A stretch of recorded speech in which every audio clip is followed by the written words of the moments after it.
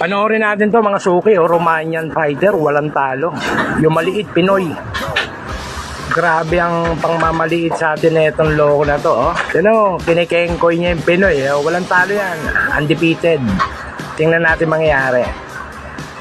Kala niya gaganyan-ganyan yung Pinoy. Round 1 na. Makulit tong Romania na to eh. Kala niya siguro madali niyang matatalo yung Pinoy kasi maliit eh. No? Panoorin natin. Yan, bigayan na. Ayun, tinamaan na. Ano, ramdam mo na yung Pinoy? Oh. Ayan na.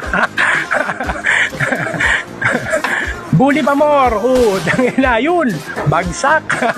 Wasak ang mukha. Alam mo na ngayon ha.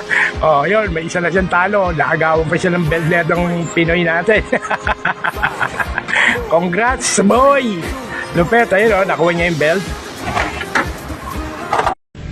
Matindi to mga suki, mga ganyang fighter. Nakababa ang kamay. Puta, alam na. Tapos to si Kalbo. Ayan, sa bayan, yung mga masasarap panoorin.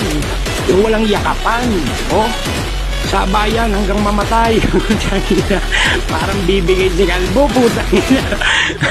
Mas malaki pa naman siya, kapayat-payat na ito, parang bibigay. Ayun, bumigay niya, puta, dinikdik na, tapos ang laban. KO. Galing.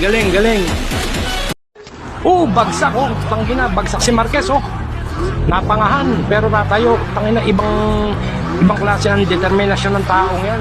Grabe yan. Ayan ang warrior talaga. Tangina, binakbakan, bumagsak na yan, Ayun, tangina, inayaw, nanalo pa. What's up mga suki? Ako nga pala si Amor Second Actor, Boy Alagua. Namiss nyo ba ako? Para sa lahat ng nakamiss sa akin at naghahanap doon sa batang nagpayak, ako po yun. Okay?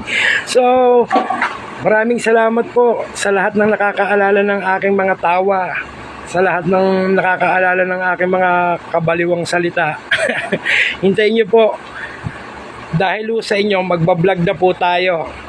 Hintayin yung aming paglabas sa inyong mga cellphone na tiyak na magpapasaya sa inyo araw-araw.